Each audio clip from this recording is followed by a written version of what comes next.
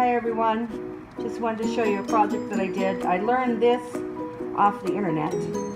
How to put a label on something. I don't like ugly brushes that you wash your dishes with just sticking out. So I found this long container and then I put this label on here. And I'm going to show you how that's done today.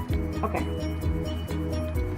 What I'm going to use today is this little jar. I painted the jar with some mirror paint on the inside, along with, you spray it first with vinegar and then you spray mirror paint over it, and it causes this effect where it looks like it's been etched, you know, like this old mirror that's coming off. But that's for another day. Right now we're just doing this. So I decided I'm going to put cotton balls in this container, but you can put anything. You can jewelry or pencils, hair ties. Anyway, so what you will need for this project is some printed paper. You find the font that you would like and you print up whatever it is you're going to put in there. Make sure though that you take a ruler and you measure your container, because you want to see where, what looks best. Maybe 2 inches, maybe 3 at the max, because you want to be able to see the label when you look at it straight on. You don't want to have to turn it. Or measure it this way. I know I can't do anything longer than 3 inches if you want to do it vertically. Okay, so the first thing is, then you go print whatever you want. I'm just going to use cotton balls today. And you're going to take some packaging tape, regular packaging tape that's clear, and you're going to cut it, the length of it. You don't need a lot. And what you want to do is take that packaging tape and lay it, try and center it as much as possible straight on the word that you're using. And really just rub it down with your fingers. You really want to get that down onto the word itself. That's the most important part. It's not important that it all stick here. It's important that it sticks on the words. And then you take your scissors and you cut out your label.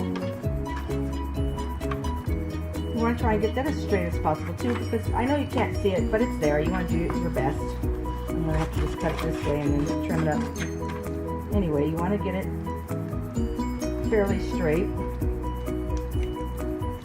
and you do want a little bit of overhang, obviously, because you need the overhang of the tape to stick to your container.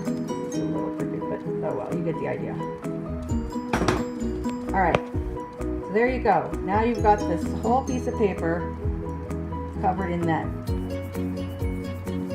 Okay. The idea now is to just get the printing onto the tape and take off the paper. And so this, you take a container of water and you stick your whole label in there. And so water and paper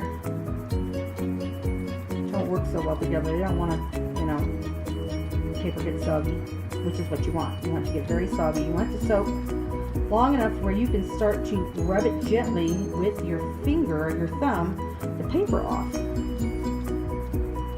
I'm going to turn it over and I'm just going to start rubbing. Get your pointer, whichever finger is easy to use. I would not use like a fingernail, maybe you can use a fingernail in the spot where there's no wording, just to start it, to start that process. But the rest is just, you've got to just keep working it with your finger. The pad of your finger. See how it starts to come off? And look what stays on the print. How cool is that? And believe it or not, once you put the tape onto your container with the word, it will stick to your container, because it eventually dries and the sticky is still there, the sticky part of the tape, and it stays. It's stayed for a long time. It's been over a year that I made the labels for that one thing. So here, I've got all the paper off. If you can see, I've got a clear label. I'm going to take it on my container and put it as even as possible. Try not to be crooked if you can. Looks more professional. And just really rub it on. Really rub it. Try and get all the air bubbles out. Anyway, and once it dries, you won't see the tape. Oh, it did dry. That's not a stain. It takes a while to dry. It really does.